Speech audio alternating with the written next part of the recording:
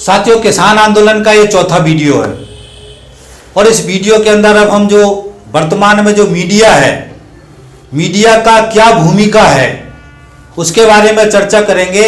साथियों, मीडिया के बारे में एक बात बहुत ही अच्छी तरीके से समझना है कि जो टेलीविज़न में जितना ये चैनल्स हैं, मीडिया है, ये मीडिया के अंदर बहुत बड़ा पैसा इन्हीं कॉर्पोरेट्स कंपनियों का लगा हुआ है, खासतौर से अडानी और अंबानी का। तो आज की तारीख में जो कॉर्पोरेट्स कंपनियों से सीधा संघर्ष किसानों का चल रहा है। तो ये चैनल्स के जो लोग हैं वो किसानों के आंदोलन के साथ खड़े नहीं होंगे। जो कॉर्पोरेट्स कंपनियों के मालिक हैं उसके साथ वो खड़े होंगे। इसलिए हमको इस वर्गीय चरित्र को समझना है कि ये मीडिया चौथा स्तंभ है। ये चौथा स्तंभ का जो कॉन्सेप्ट है वो अभी नष्ट हो गया। अच्छी तरीके से समझना, अभी कोई चौथा स्तंभ नहीं है।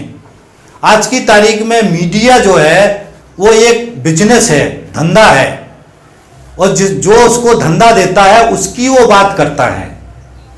और दूसरा, इसका मीडिया का मालिक है। तो इसका जो मालिक है, मालिक का जो फायदा है, उसके फायदे का जो प्रचार है वो प्रचार वो मीडिया से करवाता है, चैनलों से करवाता है। इसलिए यदि जो पूंजीपति वर्ग है, जो कॉर्पोरेट्स कंपनियां हैं, उनके पक्ष का जो माहौल बनाना है तो वो चैनल जो है उनके पक्ष का माहौल बनाते हैं। कॉर्पोरेट्स कंपनियां देश को लूट रही, ये कभी किसी टीवी चैनल पे आपने नहीं सुना होगा, क्योंकि ये वाली बात वो कर ही नहीं सकते, क्योंकि कॉर्पोरेट्स कंपनियों के ही ये चैनल हैं। तो इस तथ्य को अच्छी तरीके से समझना है कि ये चैनल्स सारे उन्हीं कॉर्पोरेट्स कंपनियों के हैं जिनसे मजदूरों का, किसानों का सीधा संघर्ष चल रहा है। अब दूसरा समझना है कि ये जो बीजेपी आरएसएस के चरित्र को समझना है कि ये कॉर्पोरेट्स कंपनियां बीजेपी आरएसएस को पाल रही हैं, भारतीय जनता पार्टी को पाल रही हैं। इतना करोड़ों करोड़ जो चंदा है, इतना पैसा है, ये कॉर्पोरेट्स कंपनियां बीजेपी को दे रही हैं, आरएसएस को दे रही हैं, इनके संगठनों को दे रही हैं। तो ये गठजोड़ है जिसको हमको समझना है, जिस गठजोड़ में कॉर्पोरेट्स कंपनियां, बीजेपी, आरएसएस और ये मीडिया शामिल है। तो ये तीनों का गठजोड़ है और तीनों का गठजोड़ मिला करके ये प्रोपेगेंडा करते हैं, किसी आंदोलन के खिलाफ प्रोपेगेंडा करते हैं, या इनके खिलाफ जो आंदोलन होता है उसके खिलाफ प्रोपेगेंडा करते हैं और इन्हीं के माध्यम से अपना प्रोपेगेंडा फैलाते हैं। ये हमको समझना है। इसलिए आप देखेंगे कि चुनाव आते ही ये सारे चैनल, नरेंद्र मोदी का आप याद कर लो, नरेंद्र मोदी की इतनी सारी तारीफें, इतनी बातें, इतना माहौल बनाया, किन्होंने बनाया? चैनलों ने बनाया। और चैनल हमारे देश की जनता सुनती है। जनता इस बात को समझती नहीं है। ये जो पीछे का खेल है, चैनलों के पीछे का जो खेल है, इसको आम जनता समझती नहीं है और आम जनता जानती नहीं है। इसलिए आम जनता टीवी पे जो चलता है उसके झांसे में आ जाती है। अरे यार, टीवी पे चल रहा था, टीवी पे ऐसा बताया, टीवी पे ऐसा बताया, तो उस तरीके से उनके झांसे में आ जाते हैं। ये बात तो ये समझना है। दूसरा बात ये समझना है साथियों, इस मीडिया के जो चैनल पे जो लोग आते हैं वो आप देखेंगे डिबेट में जो आते हैं इन्हीं के लोग आते हैं। जैसे बीजेपी के प्रवक्ता आते हैं, फिर आरएसएस के लोग आते हैं उसमें, और जो किसान नेता आते हैं वो बीजेपी के समर्थित आते हैं, बीजेपी के पक्ष के लोग आते हैं। उसी के साथ में आप देखेंगे कि जो पत्रकार आते हैं, कुछ जिनको बोलते हैं पत्रकार हैं, ये उनके पत्रकार समर्थक लोग आते हैं, कॉर्पोरेट्स कंपनियों के समर्थक पत्रकार लोग आते हैं। उसके बाद आप देखेंगे कि बड़ा विचारक आ रहे हैं, इसका स्पेशल आदमी है, बुद्धिजीवी वर्ग आता है। तो बुद्धिजीवी वर्ग भी इनके सिलेक्टेड लोग हैं जिनको ये चैनलों पर बुलाते हैं, जिनको चैनलों पर डिस्कशन कराते हैं। तो पूरा एक षड्यंत्र है ये, जिसको हमको समझना है। आरएसएस के बहुत सारे लोग हैं जो चैनलों पे आते हैं। एक वो फौजी है जो चिल्लाता फिरता है, बहुत बड़ा फौजी है, वो आरएसएस का बंदा है। बहुत सारे लोग हैं आरएसएस के बहुत, हर जितने भी ये गोदी मीडिया के चैनल हैं, सारे चैनलों पे आरएसएस के जो लोग हैं पीछे से अलग अलग नाम बदल के आते हैं, अलग अलग रूप बदल के आते हैं। तो ये जो षड्यंत्र चलता है उससे जनता इनके झांसे में आ जाती है। तो इसको हमको समझना है। ये जो सारा षड्यंत्र चलेगा, जब इसका इस्तेमाल होगा तो हमको इसके झांसे में नहीं आना है। ये भी हमको किसानों को समझाना है, जनता को समझाना है। तो ये गठजोड़ जो मैंने आपको बताया, इसी गठजोड़ से पूरा षड्यंत्र होता, प्रोपगेंडा होता है, ये हमको समझना है। अब इसके आगे का हिस्सा समझो। अब इसमें एंगल आएंगे, जैसे अभी चल रहा है कि इसमें लेफ्ट आ गया, अल्ट्रा लेफ्ट आ गया, वामपंथी आ गए, जेएनयू वाले आ गए। ये जब सारा बोलते तो आप समझ लीजिए कि वो लेफ्ट को टारगेट कर रहे हैं। वामपंथी विचारधारा, भारत की जो कम्युनिस्ट पार्टियां हैं, जो किसान संगठन है, उनको टारगेट कर रहे हैं। मैं आपको बताना चाहता हूं कि अखिल भारतीय किसान सभा एक संगठन है, देश का किसानों का सबसे बड़ा संगठन है, बहुत बड़ा संगठन है। अभी जो महाराष्ट्र में लॉन्ग मार्च हुआ था, लाखों किसान इतना लंबा लॉन्ग मार्च किए थे, वो अखिल भारतीय किसान सभा के नेतृत्व में हुआ था। ये जो राजस्थान में इतना बड़ा आंदोलन हुआ था, वो अखिल भारतीय किसान सभा के नेतृत्व में हुआ था। तो अब किसानों का आंदोलन चल रहा है, तो किसानों का जो संगठन है उसमें वो जाएगा ना भाई। तो आज ये किसानों के आंदोलन में अखिल भारतीय किसान सभा का बहुत बड़ा रोल है। वो अखिल भारतीय किसान सभा का जो निशान है वो हंसिया तोड़ा है, हंसिया तोड़ा है उसके अंदर, और हंसिया किसान का है, हथौड़ा मजदूर का है। तो उनका जो निशान लाल झंडा है वो हंसिया तोड़ा बना है। तो लाल झंडा हंसिया तोड़ा देख करके ये पगला रहे हैं सारे। लेफ्ट आ गया है, अल्ट्रा लेफ्ट आ गया है, देश टुकड़े टुकड़े गैंग आ गया है, वो सारा कहानी शुरू कर दिया उनने। तो ये एक षड्यंत्र है जिसको हमको समझना है। और दूसरी बात ये समझना है कि जो लेफ्ट फोर्सेस है हमारे देश का, जो वामपंथी ताकतें हैं, वो गरीबों की ताकतें हैं, इसको अच्छी तरीके से समझना है। मजदूरों के जितने ऑर्गेनाइजेशन है, जितने मुद्दे उठाने वाले, वो लेफ्ट पार्टियां हैं, लेफ्ट संगठन हैं, लाल झंडे के ट्रेड यूनियंस हैं। उनको समझना, वही ताकतवर तरीके से मजदूर की लड़ाई लड़ते हैं, उसी तरीके से किसानों की लड़ाई, कर्मचारियों की लड़ाई, आदिवासियों की लड़ाई, गरीबों की लड़ाई, तो ये सब लेफ्ट के लोग लड़ते हैं। तो जहां गरीबों का लड़ाई होगा वहां लेफ्ट पहुंचेगा, लाल झंडा होगा, हंसिया तोड़ा होगा। तो उसको ये क्या, एंटी नेशनल, गरीबों का लड़ाई एंटी नेशनल है। तो ये प्रोपगेंडा जो बनाते हैं जिसको हमको समझना। और इन्होंने घोषित रूप से जो बुद्धिजीवी है, जो लेफ्टिस्ट बुद्धिजीवी हैं, उनको ये बीजेपी सरकार टारगेट कर रही है, जिनको कुछ लोगों को जेल में डाला हुआ है, अभी भी इनके निशाने पर हैं। तो इस बात को राजनीतिक रूप से हमको समझने की जरूरत है कि इस किसान आंदोलन के अंदर जो किसान मजदूर की बड़ी ताकत है, उनको एंटी नेशनल कहेंगे। हम किसान नहीं कहेंगे, एंटी नेशनल कहेंगे, देश के किसानों को एंटी नेशनल कहेंगे। ये पॉलिटिक्स को हमको समझना है। तो ये षड्यंत्र एंटी, जो नेशनल वाला षड्यंत्र है, नक्सली वाला षड्यंत्र है, नक्सली आ जाएंगे और अल्ट्रा लेफ्ट आ जाएगा, जेएनयू आ जाएगा, टुकड़े टुकड़े गैंग आ जाएगा।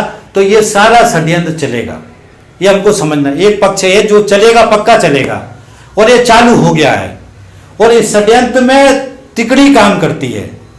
एक वीडियो कहीं से उठाएंगे, एक फोटो कहीं से उठाएंगे, एक कोई वीडियो कहीं से बनाएंगे। कोई बड़े आंदोलन चलते हैं तो बहुत तरह के लोग आते हैं, और ये षड्यंत्र करने वाले लोग हैं, ये भी कई बार प्लान करते हैं।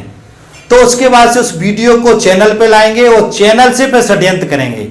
फिर चैनल वाला मंत्री को बुलाएगा, प्रवक्ता से पूछेगा, वो प्रवक्ता अपना फिर विश्लेषण करेगा, सरकार को इन्वॉल्व कर देगा, खुफिया एजेंसी इन्वॉल्व हो जाएंगी। फिर इस तरीके से वो मीडिया और सरकार मिलकर के इस प्रोपगेंडा को अंजाम देंगे। तो ये मीडिया का और बीजेपी आरएसएस का इस तरीके से खेल है। और जैसे ही ये चैनल पे आएगा तो पीछे से आरएसएस, बीजेपी के लोग सारे उस पर हल्ला शुरू कर देंगे, बीजेपी का आईटी सेल शुरू हो जाएगा। तो इस तरीके से ये मिलकर के षड्यंत्र करते हैं, ये हमको समझना है।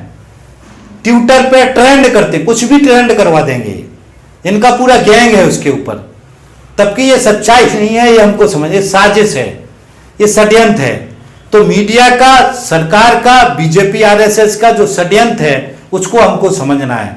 तो ये एक एंगल हो गया, लेफ्ट हो गया, जेएनयू हो गया, टुकड़े टुकड़े गैंग हो गया, ये पूरी लेफ्ट फोर्सेज है, जो वामपंथी ताकतें हैं, उनको डाइल्यूट करने के लिए ये सारा एक षड्यंत्र होता है। दूसरा इसमें खालिस्तान आ गया। अब खालिस्तान क्यों आ गया?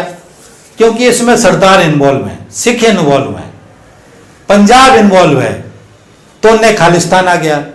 और खालिस्तान के बाद से तीसरा एंगल क्या आ गया? पाकिस्तान आएगा अभी और चीन आ जाएगा, क्योंकि पाकिस्तान बोलो तो मुसलमान, वहां पे हिंदू मुसलमान सारे हैं, किसान हर वर्ग के हैं। तो जैसे ही कोई टोपी वाला दिख गया तो वो पाकिस्तान का एंगल आ जाएगा, फिर चीन का एंगल आ जाएगा, विदेशी ताकतों का एंगल आ जाएगा, विदेशी फंडिंग का एंगल आ जाएगा, एंटी नेशनल ताकतें आ जाएंगी। तो ये सारा षड्यंत्र अभी चलेगा, ये हमको समझना है। इसलिए साथियों षड्यंत्र के साथ हमको समझना है, इसमें मीडिया शामिल होती है, इसमें सरकार शामिल होती है, इसमें आरएसएस शामिल होता है, इसमें भाजपा शामिल होता है, भाजपा का आईटी सेल शामिल होता है।